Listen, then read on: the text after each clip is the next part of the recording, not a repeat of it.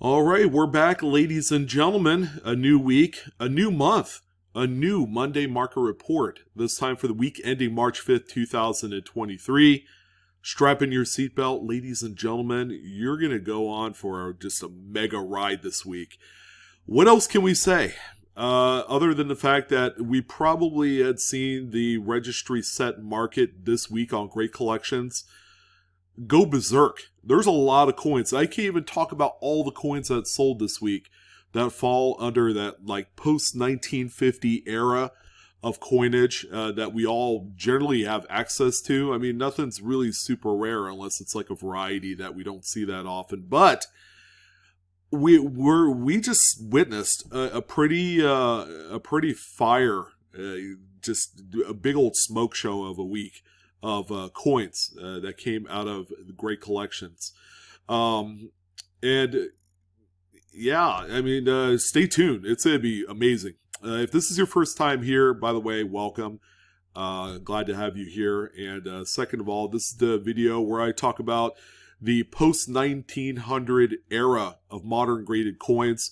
And generally we highlight listings that have sold on like eBay, on great collections, heritage auctions when they have a big show. Great collection seems to be that kind of like normal, very reliable source because they genuinely do sell a lot of the most heavy hitting coins. So for this week, we're kind of seeing a little bit of a showcase of the immortals. A lot of really premier coins that we typically don't see sell. We did see sell this week, and they are all in one spot. It was truly a sight to behold, and you guys will appreciate a few of the coins. Trying to decide which denomination was the performer of the week. I'm kind of torn between, and I can't believe I'm saying this, dimes. There were a few Roosevelt dimes that's gonna just blow your minds. And quarters were actually quite nice this week. But, Lincolns and Jeffersons are still pretty much there as well. They always have this weekly presence that just can't be ignored. And that's the big reason why that those two particular denominations are collected more than anything else. So this is one to pay attention to. Before we jump in, however, quick little fine point, these are ultra high-end graded coins. Some of them are pretty ridiculous. You got to take caution if you're going to go out there and actually do this for yourself. I know the money is kind of stupid, as far as how much you can make, but it's really not that easy. It's almost like a lottery shot odds. So I just wanted to throw that out there. Don't sign up for PCGS or NGC with the prospect of trying to grade out some of the coins you see on this list today, because I've done it and I spent a lot of money doing it, and I'm kind of the guinea pig in all this, and you guys know me. I've been around the business since the mid-90s, so if I had a hard time with it, a lot of the new folks out there will as well. So just a little word of caution. All right, so let's go ahead and see what we got here. Kind of excited, really, as far as the spread of coins. Yeah, I'm telling you, it's going to be wacky and zany. I mean, 1986 Denver Lincoln cent, we typically don't associate this particular date with a high-priced rarity, but yet we have one here because strictly of the grade. And that's going to be kind of the case for a lot of the coins on today's list. So you might hear me say registry set, geared toward pieces. I'll probably say it like 2 or 3 times because I don't want to sound like a broken record, but a lot of those coins here today from great collections are just that. So we have this piece here that graded out PCGS Mid-State 69 red. Insane. There are no 70s. There are no 69 pluses. I'm not even sure if that's even a grade of 69 plus, but this is the top grade here for this coin, and it ended up hammering tonight for $2,987.49. So consider it 3 racks, I guess, $3,000, 3 large. However you want to do it, man. It's a lot of money. That's typically not the association with the coin. It just seems wrong on all levels. But again, when we're talking about the people that normally buy these because they are looking for the finest specimens, kind of throw irrationality out the window because they'll spend however much they want to spend on a coin, and they will gladly engage in healthy bidding wars to do just that. The next one that we have here, I'd say this is more of an outlier because it's just an insane variety. 1970s Lincoln Memorial Cent. This one probably rivals the 69s DDO as the top two vote getters for rarity of their respective class here on the Lincoln Cent list. But this one's the FS101. It's a PCGS Mid-State 65 red. We've seen a few of them sold at this particular grade level.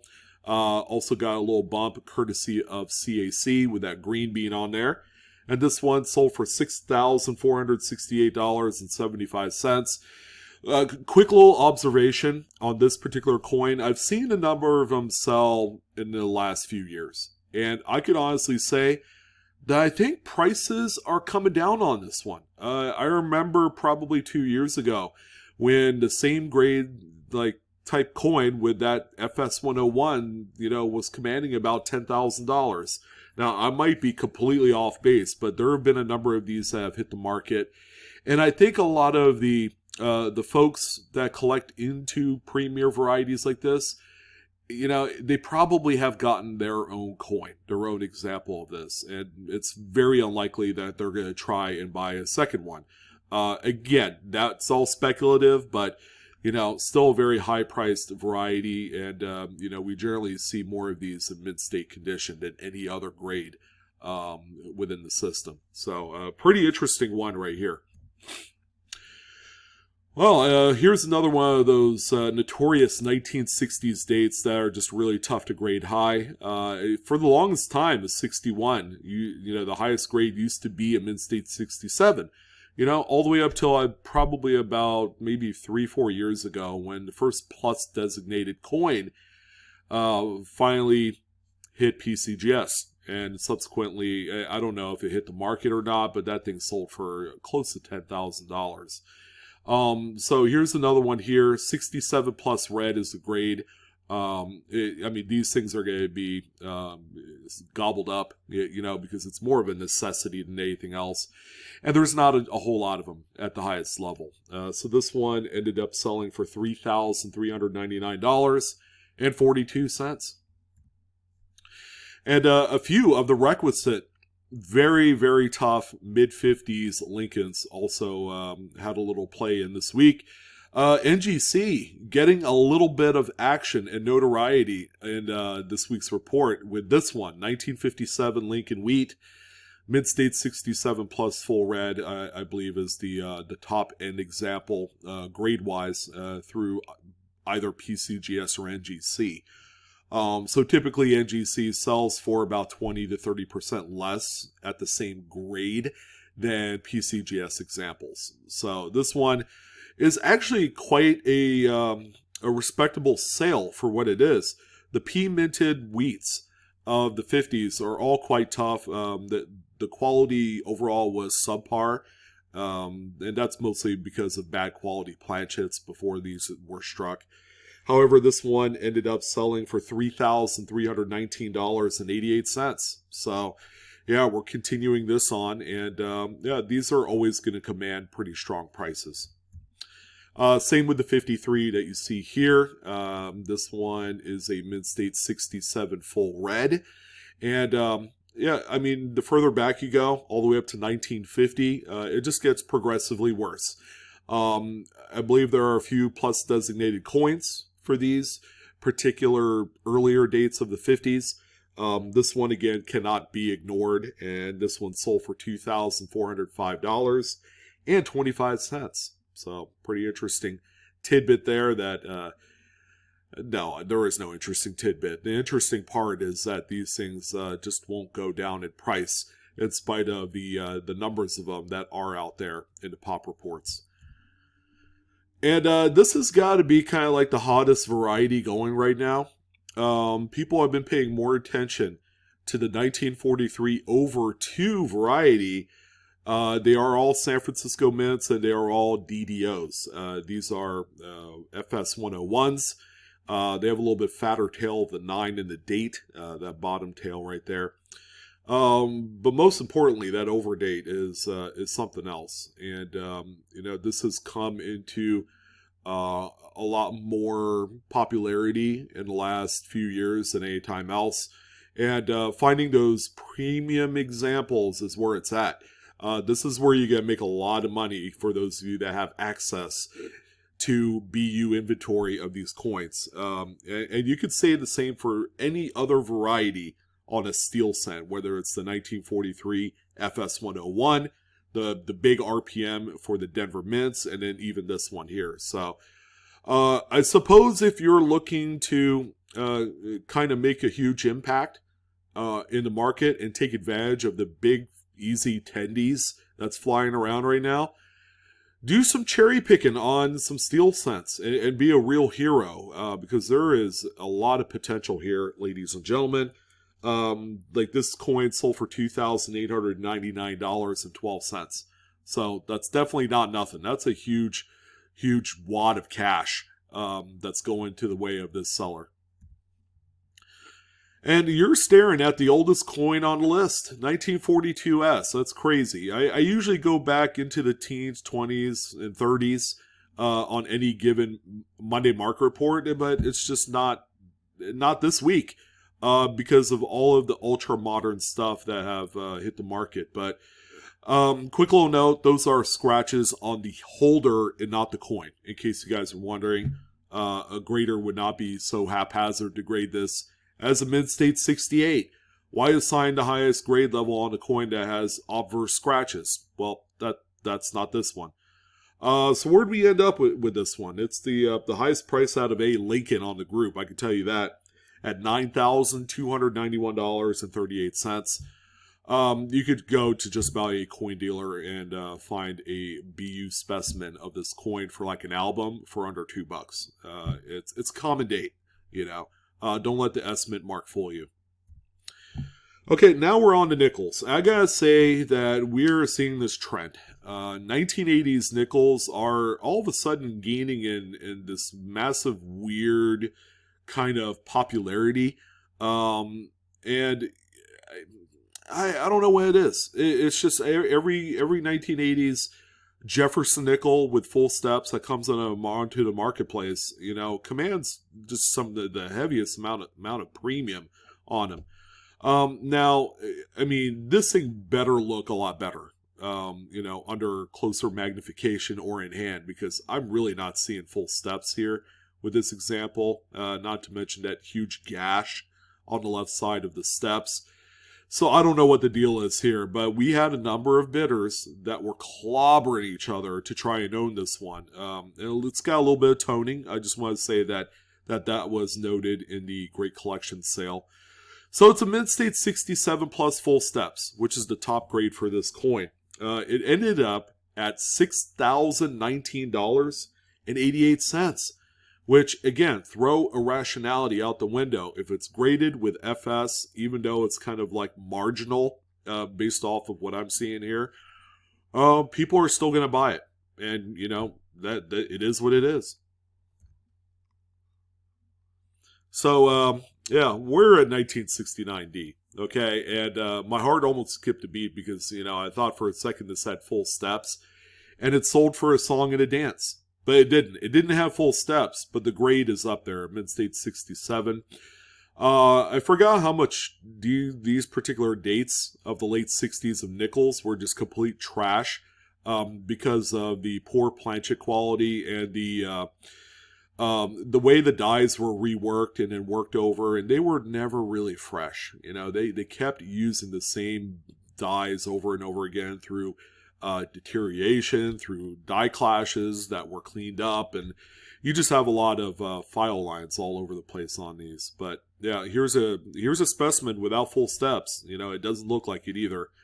That sold for $1,743.75. So if you find a nice clean example that rivals this and I wouldn't know why you wouldn't, then you might have a real shot at this grade. But it has to be a 67 because lower grades don't sell for much. And we also have a couple of the more tougher, and I'm kind of more bought in by the fact that these are full steps. Like this one here looks to be full steps. 1964, it's a tough date. Mid-State 67 with the FS on there. Very clean looking coin as well. $4,611.38 was the big sale for this particular date. And then we also had the 63 on board as well. Same grade. Again, these are monstrous registry set targets. You can see some really cool die file lines there in front of Jefferson's face and the back of his head. There was something definitely going on that the Mint employees needed to clean that up. But nonetheless, this one sold for $2,306.25. 63Ps come up more frequently in the market than 64s. And I believe this is the last nickel of the bunch, and a beauty. I mean, who could argue with silver wartime nickels? They are probably, bar none, one of the best well-struck eras of nickels that you will come across. So pick any date of wartime nickel, and they're all going to be pretty well struck. Now, you need to find an example, of course, that doesn't have like that big gash that runs down the middle of the steps. That's important. But this one, 44D, very nice. 68 full steps was a grade by PCGS. And this one sold for $4,415.62. Okay, now we're on to dimes. And things kind of make a left turn here for crazibility, craziness, wacko factor. How about this 1968 no S proof Rosie? Right? I mean, this is the coin that we all strive to look for. You're kind of stuck with the proof sets that are available at your local shops and shows at this point, and a lot of them were hunted out, unfortunately. But boy, when you do find one, it kind of takes the edge off. You could kind of like sit back, relax. I would probably take a few weeks off from work, so that way, you can just kind of get your bearings straight, because, unless you're making 10 grand a week, then this one will have a lot of feels, for you. PCGS assigned this one as proof 68. Sorry about that. And it does have a little bit of cameo on there. So that was assigned as such. And again, these are supposed to have S mint marks because they were all minted at the San Francisco Mint. This one sold for $18,974.25 here tonight, which is just marvelous. And they do get higher than that. I know proof 69s or proof 68s with deep cameos will sell easily for over $20,000. So something to keep in mind, that these are still floating out there, albeit in very tiny, minuscule numbers, but you never know where you're going to come across this. We also had another one as well, 67. Now, this is a Philadelphia minted special mint set, all right? So they didn't make proof sets in 65, 66, or 67. The SMS were more of a hybrid between a proof and a uncirculated coin, or a business strike, so they kind of had the best of both worlds. So very rarely do you come across a specimen with that just heavy contrast of frosty devices and black watery mirrored fields. I mean, that's the best combo that you want out of any proof coin. And we see that a lot on moderns, but anything pre-1975, that's really tough. So here we have an SMS specimen, SP67 Plus. Deep cameo is what it received. $2,203.88 was the sale price on this one. And a 57D, this one is incredible. More so the date, with a little bit of extra bonus points for the crusty toning. That is decades old. 57D. I mean, this is a common day, guys. It's crazy. But how often do you come across one that's graded as a Mid-State 68 with full bands? Virtually none, right? There's got to be maybe one or two at this grade level. It's that ridiculous. So I was more than a little shocked when I saw the sticker on this, the final sale price.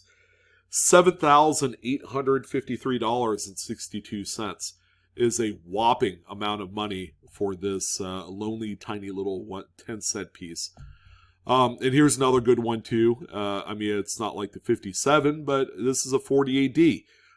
Again, with some more of that original color on the obverse, you know, whether you love it or hate it, it really does do the coin a lot of favors for its resale ability. Another Mid-State 68 full bands on this, so it's got a really nice heavy strike on the reverse, and this one sold for $1,896.75. Okay, and then finally we've gotten to the quarter group of tonight's MMR. So we have the 4 quarters, and then that's it. I could have gone a little deeper and talked about some Kennedys or the occasional Ike dollar, but you know, we'll talk about the 4 major denominations first, and then there's a certain level or number of coins I talk about on an MMR between like 18 and 20 or so, and I don't want to go too much more than that. Because it becomes kind of like redundant at that point. Like, sure, a lot of great looking coins that sold for a lot of money, but these are the 4 most important denominations today for collectors. So we have another special mint set 67. All right, this one is the SP68 Plus Cameo. So it does have some frost on there, I'm sure, under you know, closer magnification or having the coin in hand. It does show a lot better. Great looking fields, by the way. Very nice, deep, rich black there. And it says SMS on the holder. This one sold for $2,304 here this evening. So definitely keep an eye out for some of these SMS coins that exhibit that just very nice proof-like cameo contrast. 55, tough date. I've said it once, I'll say it again. The Denvers are a little bit more tougher for this date, so also be cognizant of that. And yeah, the toning. Again, whether you like it or not, this one looks like more of a mossy forest kind of like scenery color palette, I guess. Lots of greens, little hints of yellow in there, some browns. Not certainly gonna knock your socks off, but this gives it the original skin that collectors are looking for. So as a 67 plus with CAC, this one sold for $4,342.49 this evening. And another coin with a little bit more color, but I think the overall quality of the coin on this one is second to none. And that's the big reason why that's on the list. So we have a 53S.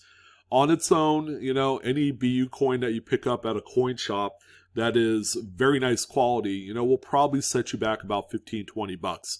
It's a very readily available date, you know, for like an album.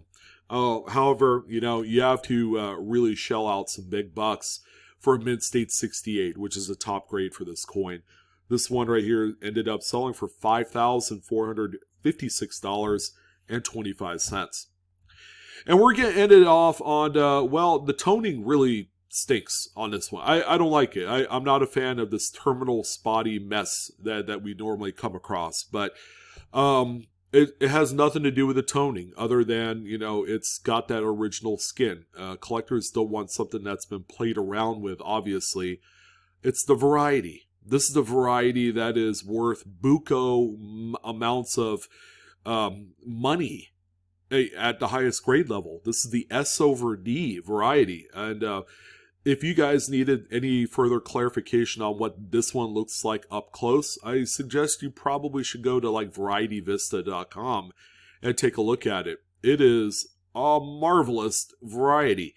And certainly one that needs to be on your list every time you're out, you know, cherry picking. And I would dare say look for these even in like scrap melt value style of quarters as well, because they do show up really well. So yeah, the grade Mid-State 67 Plus by PCGS. It's got the CAC green bean sticker as well, which is another huge bonus that will end up making this thing worth a lot more. Was a legend killer. This thing was amazing. $12,825 was the sale price on this one. For a coin that quite honestly, you could probably pick up for under $50 at a coin shop, you know, with a little bit of toning on there, and you know, you just need a magnifier. So that's kind of like a huge home run hit if this were the case. It could have come from anywhere. But wow, what a great way to end off the Monday market report for the week. I'm your host, Sean, with Blue Ridge Silverhound. Did you have a favorite today? I know I probably did. Probably that 43 over 2 variety steel scent. Every time I see one, I want to find one. And I don't want to buy one. I just want to find one. I think a lot of you probably agree with me on that sentiment. But that's going to go ahead and do it. Hopefully you guys enjoyed this one. Don't forget to like, share, and subscribe to my content if you haven't done so already. Come check me out on TikTok at BlueRidgeSilverhound as well. So thank you guys again. You guys have a wonderful week, and I will see you guys on the next coin video. So long.